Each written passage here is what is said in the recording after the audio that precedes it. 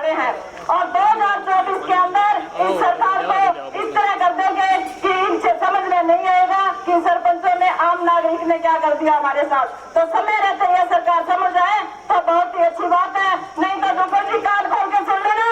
संतोष बेनीवाल कोई भी भाई आपको बचने का काम नहीं करेगा।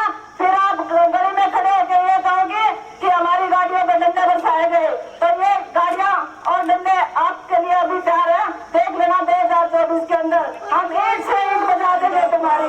धन्यवाद। जो गुरुद्वारा है उसमें आज उनकी भोग था, मुझे वहाँ जाना था और मैं वहाँ पर थी। बाकायदा हमने सबने वहाँ पर श्रद्धांजलि अर्पित की और मैं पूरा जब तक भोग का पूरा जो है पूरी कार्य प्रणाली जो कुछ है वो संपन्न नहीं हुआ, मैं वहीं पर थी। तो इसमें ये कह देना अभी सुनीता दुग्गल भाग गई है, ऐसा कुछ नहीं है।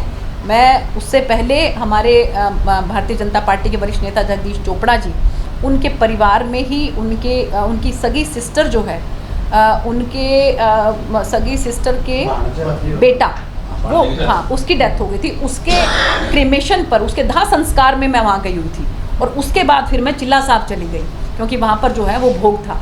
तो ऐसे उसमें ये कह देना, और कौन सी एसोसिएशन यहाँ पर, जैसा कि मैंने किसी ने मुझे यहाँ पर बताया, मैंने आने के बाद पूछा तो मुझे लगता है कि सिर्फ सिवाय एक महिला के और एक दो उनके साथ और थे, मुझे तो कोई ऐसी एसोसिएशन नज़र नहीं आई।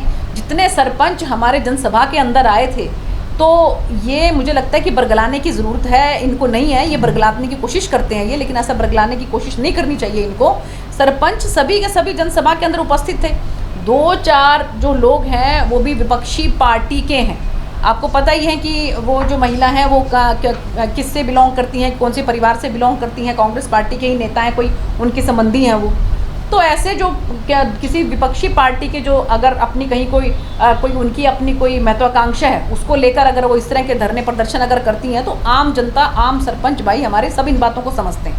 वो कह रहे हैं कि हम भी चुन के आए हैं मैम, गाँव में वोटों से जीत के आए, इसलिए हमारे हक मांग रहे हैं। देखिए, जो अब हरियाणा है, हरियाणा के अंदर आप लोगों के आशीर्वाद से, जनता के आशीर्वाद से लोकसभा में तो 10 के 10 हमारे भारतीय जनता पार्टी के हैं, लेकिन जो विधानसभा है उसमें तो कुछ कांग्रेस के विधायक भी हैं, उसमें भाजपा के विधायक भी हैं, उसमें कुछ दूसरी पार्टियों के विधायक भी हैं। तो चुन के तो वो भी आए हैं। तो हम ये कब कह रहे हैं कि आप लोग चुन के नहीं आए हो?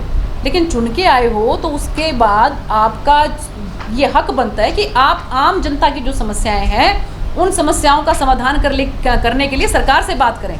लेकिन ये तो जो चुने हुए तो दूसरे सरपंच भी तो हैं, वो सरपंच तो कहीं किसी तरह की कोई दिक्कत क्रिएट नहीं कर रहे हैं, और वो तो बल्कि कह रहे हैं कि हमारा काम बहुत अच्छा चल रहा है, हमारा गांव का खूब विकास हो रहा है। तो मुझे लगता है कि यहाँ पर उनकी जो राजनीतिक महत्वाकांक्षा है वो आड़े आ रही है, इसलिए वो इस तरह के धरने प्रदर्शन कर रहे हैं।